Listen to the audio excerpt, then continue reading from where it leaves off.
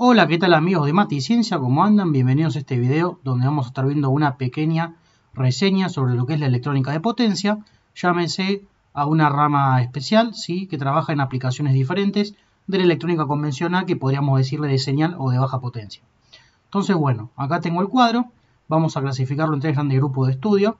Lo que viene siendo la parte de dispositivos, circuitos de aplicación y las aplicaciones comerciales reales, que es lo que más nos interesa. Entonces, para hacerlo un poco más entretenido, podríamos empezar por las aplicaciones. ¿Dónde se va a aplicar la electrónica de potencia? Bueno, todo lo que es la teoría de dispositivos se va a aplicar, por ejemplo, fuentes de computadora ATX, ¿sí? Podemos decir que son fuentes conmutadas, fuentes switching, aunque cabe mencionar que a veces fuentes conmutadas en la teoría se le dicen cuando es un convertidor de corriente continua a corriente continua. Así que bueno, esto tiene adentro un convertidor de continua a continua, pero obviamente tiene entrada de rectificación para los 220. Bueno, después tenemos los UPS, ¿sí? Estos dispositivos que almacenan en una batería y la convierten a 220 cuando se corta la electricidad para que tengamos 5 o 10 minutos para guardar los archivos de una PC que estemos trabajando. Los inversores para los paneles solares, para que nos genere la alterna en la casa, ¿sí? Partiendo de las baterías que cargó el panel solar. Después tenemos equipos de soldadura, puede ser tanto este pequeño como estos grandes. Estos yo he visto que tienen diodos bastante interesantes, que son estos que están acá, ¿sí? Soldaduras industriales trifásicas. También se usa en tracción eléctrica, tanto para alimentar los motores como para un frenado regenerativo, es decir, que al frenar se recupera energía. De eso se trata mucho la electrónica de potencia, ¿no? De convertir eficientemente la energía. Y también, por ejemplo, arrancadores suaves para motores trifásicos. Y acá lo escribí porque si no hay que hacer un diagrama en bloque, lo que es controles a lazo cerrado de motores en industria. O sea, yo podría tener un arrancador suave, podría tener un tacómetro que me dice cómo está reaccionando y realimentar con un lazo y variar esto o poner un variador de frecuencia. Bueno, ahora sí la parte un poco más aburrida. Vamos a explicarlo por acá. Lo que vienen siendo los dispositivos, ¿sí? Discretos, por ciertas limitaciones físicas de los semiconductores, lo que se usa es lo siguiente. En diodos se usan rectificadores convencionales, que son típicos para frecuencia de red, los rápidos, los ultra rápidos y los Schottky, pero son menos usados porque tolera baja tensión inversa. Siempre en electrónica de potencia nos interesa altas tensiones, porque altas corrientes pueden soportar los dispositivos de señal o de electrónica común, ¿sí? Son caros, pero bueno. Después los tiristores, también por limitaciones, solamente el SCR. Incluso se suelen usar dos SCR para reemplazar el trabajo de un TRIAC, porque el TRIAC tiene un problema, ¿sí? De autodisparo, digamos, ante un escalón de tensión, así que bueno, se usa SCR. Y los transistores, antiguamente se usaban los BJT-NPN, pero ahora se usan más los MOSFET incremental de canal N y los IGBT de canal N, ¿sí? Estos dispositivos que mencioné, bueno, aparecen ya en encapsulados especiales, incluso hay propios de cada fabricante, no hay un estándar tan estricto como en la otra electrónica. Incluso hay módulos, ¿sí? Y con variaciones para uso industrial, militar o espacial. Acá tenemos, por ejemplo, diodos, ¿sí? Este es el que más corriente aguanta, los tipo PAC. Estos son tipos de perno y acá tenemos una foto de un módulo que podría ser cualquiera de los tres, ¿sí? A veces vienen dos diodos en uno, o tiristores, transistores, pero estos módulos son los que más varían su forma según el fabricante. En líneas generales, siempre este que más corriente y tensión soporta, este es intermedio, estos son los más bajitos, digamos. Bueno, en la parte teórica lo que se estudia viene siendo, por así decirlo en forma sencilla, conversores o convertidores de energía. ¿Qué sería? Rectificadores, que son convertidores AC/DC, pero no el transformador con los dioditos que vemos siempre, no, cosas un poco más potentes, ¿sí? Con un cálculo de un capacitor de filtrado más fino, según la carga. No se puso un regulador lineal, porque esa no es la idea. Después, fuente conmutada switching, DC-DC, convertidores de continuo a continua, ¿sí? Típico, por ejemplo, las fuentecitas de Arduino, esa step down, step up y step down. Y en este caso tenemos aisladas y no aisladas, ¿sí? Por ejemplo, las no aisladas, si mal no recuerdo, eran las back bus y back bus. Y las versiones, por ejemplo, después de estas aisladas, hay una que es forward, flyback, push-pull, otra, ¿sí? Puente completo, medio puente. Esto lo he visto que es muy interesante en audio, porque a veces se requiere aislación o no aislación de masa cuando se usan las pedaleras de la guitarra, por ejemplo, para que no haya ruido, porque los ruidos se generan cuando hay masas diferentes, entonces hay una diferencia de potencial entre ellas, y ahí se genera el ruido en los amplificadores. Bueno, después los convertidos AC-AC están en desuso, pero ¿por qué lo menciono? Bueno, porque es interesante decir que digamos, puedo decir que un convertidor AC-AC no es paso a una alterna a una más chica o más grande, no, por eso hay un transformador, sino que incluso yo puedo tener una amplitud, una frecuencia, pasar a otra amplitud y otra frecuencia, pero están en desuso porque tiene ciertas limitaciones y lo que se usa en reemplazo de esto es hacer un convertidor AC-DC, o sea, un rectificador, y después un convertidor DC-AC, que es un inversor, que es este caso, el último caso. DC-AC son inversores, que son muy utilizados. Sí, se usa mucho en esto. Bueno, ahora sí, por último, la parte más aburrida.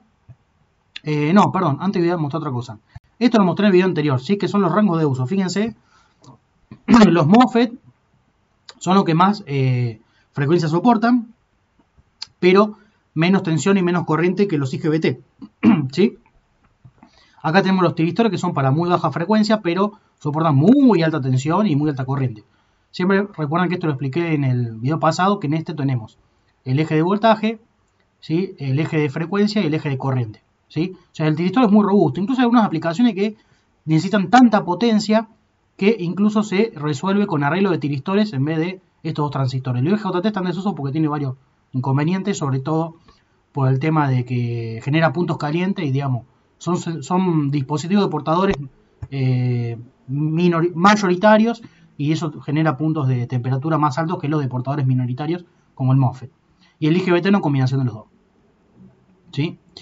Pero bueno, acaba de aclarar que en general la electrónica de potencia es toda de conmutación, o sea, todo es todo o nada, ¿sí? Corte y saturación. Entonces, ¿cómo es posible que uno trabaje en corte y saturación en aplicaciones que uno requiere cierta linealidad con un inversor? Generar una onda cuadrada, digamos, o lo más senoidal posible. Bueno, porque lo que se hace es, se aplican técnicas de modulación sobre el control de los transistores, ¿sí? Y tiristores o diodos, en el caso que, perdón, tiristores y transistores, porque bueno, esa es la parte interesante de electrónica de potencia. Usar un dispositivo de esto en la parte activa, digamos, disipa mucho calor. Bueno, los diodos podríamos decir que se llaman conmutadores pasivos, ¿sí? Estos tiristores son conmutadores, digamos, estos son conmutadores pasivos no controlados. Estos son conmutadores semicontrolados y estos son conmutadores totalmente controlados. ¿Sí? ¿Por qué? Bueno, no controlado porque no lo puedo prender y apagar, depende del circuito. Los tiristores los puedo prender por orden, pero no los puedo apagar, por eso son incontrolados. Y los transistores los puedo prender y apagar cuando yo quiero, ¿sí? Y esto, como no se corte de saturación, como llave abierta o llave cerrada, podríamos también decir que es un conmutador activo. ¿Sí? Siempre lo que es transistores se dice activo porque introduce ganancia en un circuito. Bueno, y ahora sí, por último, la parte, bueno, un poco aburrida, estos dos ya lo dije, vamos acá. El tema principal es que agregan una región drift o de arrastre en su estructura interna físico-química para tolerar altas tensiones, porque alta corriente ya toleraban con las estructuras convencionales. Esto típicamente, depende de la tecnología, es una estructura vertical. O sea, yo agarro un diodo que se llama una unión PN, bueno, le agrego una capa y lo hago en una estructura vertical y ya obtengo una de estas características, ¿sí? Y después lo encapsulo en estos especiales. Esto, por ejemplo, esta sección, justamente lo que varía, el chip es el mismo, pero varía este recubrimiento si es aplicación industrial, militar o espacial. Después, bueno, también hay que ver el tema de las placas, tienen ciertas restricciones por el tema de las inductancias parásitas de las placas. Por lo general se hacen caminos cortos y muy anchos las pistas cuando usa una plaqueta.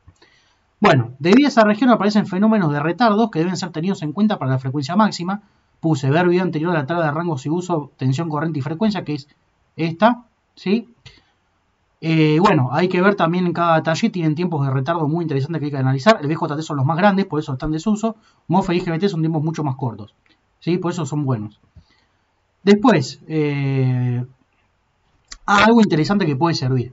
Resulta que, si recordamos un poco de electrónica de señal, algo que se cumple, digamos, de forma similar, que es que el problema del MOSFET es que cuando lo uso como llave cerrada, tengo la RDS-ON, la resistencia esa que modula el canal, digamos. Entonces el problema que tengo es que disipa calor, porque pasa una corriente por ahí y mientras está como llave cerrada, disipa calor. En cambio el VJT, por ejemplo, no, porque tiene una caída de tensión ahí. Bueno, por eso el IGBT es muy bueno, porque en el colector emisor que tiene, como si fuera el VJT, no tiene esa RDS-ON que tiene el MOSFET, ¿sí? En entrenador y surtidor. Tiene, pero es muy bajita. Por eso es que es lo mejor de los dos, porque, digamos, no requiere estar alimentando una corriente constantemente, que digamos, estoy consumiendo energía además por la parte de la base, porque estoy teniendo una parte de MOSFET. El IGBT tiene un MOSFET en la entrada que consume sí un pico de corriente muy alto, pero después se aplana, ¿sí? Y después lo mismo para apagarlo. Así que bueno.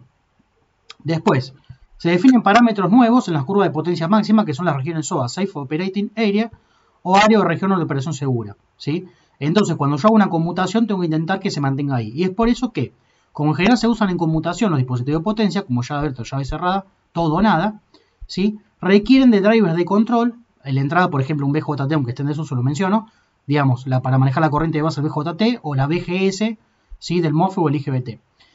Y requieren que esos drivers funcionen en modo fuente, source o modo drenaje, sin, porque estos dispositivos para apagarlo hay que sacarle corriente, ¿sí? Cosa que antes no hacíamos en electrónica convencional. Y en la salida, ¿sí? Requieren snubber, que son las redes de ayuda al apagado. Yo he visto las más sencillas, se hacen con un capacitor, un resistor y un diodito. El cálculo es un poco complejo, ¿sí? Pero bueno, se puede hacer también un poco por simulación. Ya que en el apagado es donde se disipa mayor potencia y hay que mantenerlo dentro de la SOA. Así que bueno, eso es todo, una introducción muy rápida a electrónica de potencia, espero que les sirva. Cualquier consulta la pueden dejar en los comentarios, ¿sí? Esta es una materia que la estoy preparando para rendir, así que bueno, aprovecho que estoy fresquito para subir lo que mejor puedo y lo que más me acuerdo. Bueno, eso es todo, hasta luego, chao.